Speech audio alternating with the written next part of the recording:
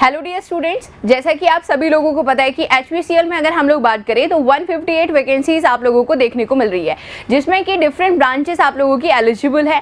जिसमें आज हम लोग बात करने जा रहे हैं कि सिविल इंजीनियरिंग में अगर हम लोग बात करें तो कौन से सब्जेक्ट से क्या वेटेज एग्जाम में आपको देखने को मिल सकता है, और प्रीवियस एनालिसिस में अगर हम लोग जाएँ तो कौन से सब्जेक्ट से कितने नंबर ऑफ क्वेश्चन आप लोगों के पूछे गए हैं। साथ ही साथ आज की वीडियो में हम लोग ये भी डिस्कस करेंगे कि क्या HPCL की प्रीवियस पेपर्स में अगर हम लोग देखें तो क्या कट ऑफ हमें देखने को मिली है। चलिए तो स्टार्ट करते हैं। सबसे पहले देखिए, अगर हम बात करें तो HPCL इंजीनियर की ये वैकेंसी है आप लोगों की, जो कि ये 2024 का नोटिफिकेशन है, जैसा कि आप सभी लोगों को पता है। इसमें अगर हम लोग बात करें नेक्स्ट, तो देखो आपको पता है कि देखो HPCL का अगर हम बात करें तो 2024 का नोटिफिकेशन आप लोगों का रिलीज हो चुका है, जिसमें कि टोटल 158 वैकेंसीज आप लोगों को देखने को मिल रही है। आगे अगर हम लोग बात करें तो आपको ये बात भी ध्यान रखनी है कि जो ऑनलाइन फॉर्म आपका स्टार्ट हो रहा है वो 5 जून से आपका स्टार्ट हो रहा है, और लास्ट डेट आपकी क्या है 30 जून है। ठीक है, तो मतलब आप 5 जून से फॉर्म स्टार्ट हो चुका है, 30 जून आपकी लास्ट डेट है। उससे पहले ही आपको फॉर्म को अच्छे से फिल करना है। आगे देखो अगर हम बात करते हैं तो देखो आपको पता है कि रजिस्ट्रेशन की डेट की बात करें तो आप देख पा रहे हैं कि 5 जून से 30 जून तक आपको रजिस्ट्रेशन की डेट देखने को मिल रही है। तो आप कोशिश करें कि 30 जून से पहले ही फॉर्म को आप अच्छे से फिल कर ले। आगे देखो सैलरी देखो आपकी अच्छी खासी है। ठीक है, जैसा कि आपको पता है जितना AE का पे स्केल है उतना ही इसमें भी आपको पे स्केल देखने को मिल रहा है। ठीक है, साथ ही साथ टोटल वैकेंसीज की बात करें तो 158 टोटल वैकेंसीज हैं।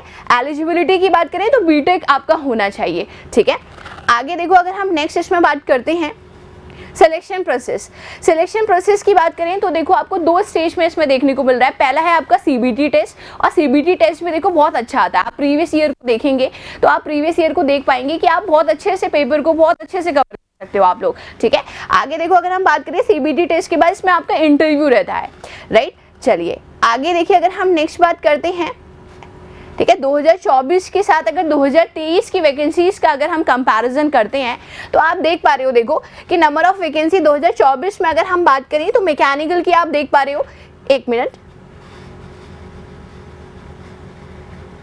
ठीक है, देखिए मैकेनिकल की आप देख पा रहे हो देखो 2024 में 93 वैकेंसी आपको नजर आ रही है। सिविल इंजीनियरिंग की आपको देखने को मिल रही है 10, और इलेक्ट्रिकल इंजीनियरिंग की 43।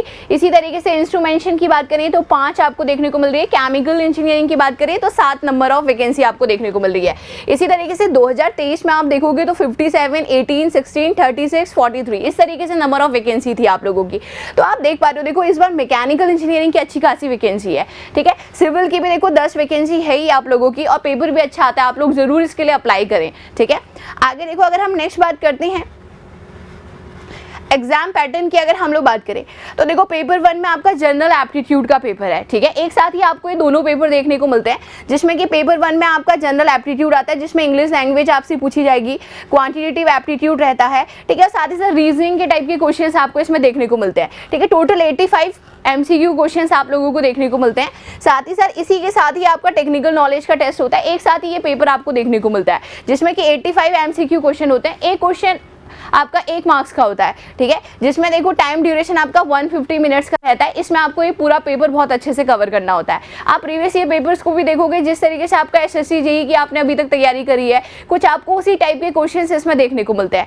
ठीक है, आगे देखो अगर हम नेक्स्ट बात करते हैं मार्किंग स्कीम की, अगर हम बात करें कि कैसे मार्क का डिस्ट्रीब्यूशन इसमें किया गया है, तो 1 नंबर आपको मिलता है राइट क्वेश्चन के लिए, और -0.25 आप लोगों का रहता है रॉन्ग क्वेश्चन के लिए। मतलब आप कह सकते हैं नेगेटिव मार्किंग इसमें देखने को मिलती है। काफ़ी लोग मैं देख रही थी कि टेलीग्राम में ये क्वेश्चन भी पूछ रहे थे कि मैम HPCL में नेगेटिव मार्किंग होती है या नहीं होती है, तो आपको आज आंसर मिल गया कि इसमें नेगेटिव मार्किंग भी आप लोगों की होती है।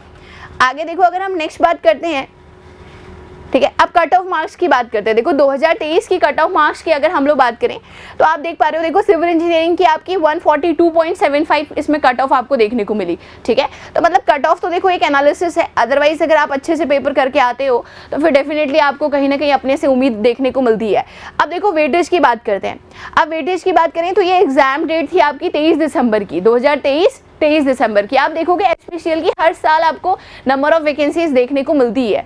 तो इसमें देखो सोम के 10 नंबर का आपका वेटेज था, RCC का 8, टॉस का 1, पर CPM का 1, ठीक है। इसी तरीके से इंजीनियरिंग मैकेनिक्स का आपका 3, इरिगेशन एंड हाइड्रोलॉजी का 0 आपका था, ठीक है। इसके नंबर ऑफ क्वेश्चंस आपके नहीं पूछे गए थे।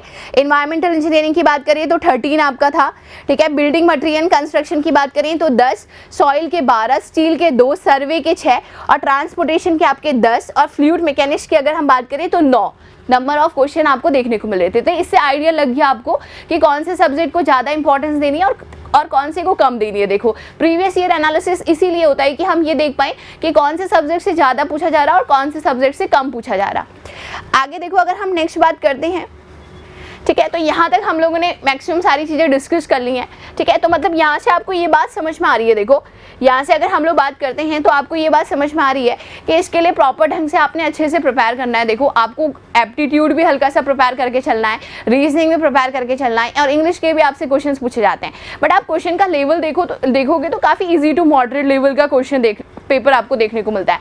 मतलब ऐसा नहीं है कि बहुत ज़्यादा मेहनत आपको करनी है, ठीक है। मतलब ऐसी चीज़ें जो कि जनरल चीज़ें होती हैं वो चीज़ें इसमें से पूछी जाती हैं। और अभी देखो टाइम भी है, अभी आपके पास एग्जाम डेट भी नहीं है, तो आप बहुत अच्छे से प्रिपेयर कर सकते हो। एक बार देखो इंग्लिश के लिए अगर हम बात करें या एप्टीट्यूड के लिए बात करें या रीजनिंग के लिए बात करें तो थोड़ा बहुत आपको देखने की ज़रूरत है। बाकी तो देखो आपने SSC JEE का भी एग्जाम दिया तो उसके साथ ही साथ कहीं ना कहीं टेक्निकल आपका बहुत अच्छे से प्रिपेयर है, ठीक है। तो सिविल इंजीनियरिंग के स्टूडेंट्स इस तरीके से आप लोग अच्छे से प्रिपेयर कर सकते हो। इस तरीके से मैंने आपको बता भी दिया कि कौन से सब्जेक्ट को आप ज़्यादा इंपॉर्टेंस दें, जिसके आप देख पा रहे हो कि जिसका वेटेज आपको ज़्यादा देखने को मिल रहा है, तो उनको बहुत ज़्यादा अच्छे से आप प्रिपेयर करो, ठीक है। और जिनका वेटेज कम है उनको थोड़ा सा कम आप लेकर चल सकते हैं, लेकिन पढ़ना तो देखो सभी है, ठीक है। क्योंकि आपको पता है कि जिस तरीके से कंपटीशन बढ़ रहा है उसके अकॉर्डिंग आप देखोगे कि आपको वेटेज एनालिसिस में भी अगर हम कहें तो आपको दिनों दिन आपका चेंज होता जा रहा है, ठीक है। तो इसलिए सब कुछ प्रिपेयर करना है अच्छे से, ठीक है। उम्मीद है कि इस वीडियो से आपको काफ़ी हेल्प मिली होगी और साथ ही साथ ये भी पता लग पाया होगा कि कैसे HPCL एग्जाम के लिए आप लोगों ने अपनी तैयारी को कंटिन्यू रखना है या तैयारी करनी है। चलिए तो आज की वीडियो में इतना ही। चलिए thank you so much and all the very best. Thank you. If you really like the video, please hit the like button, share the video, subscribe to our YouTube channel and press the bell icon for the latest updates. Thank you.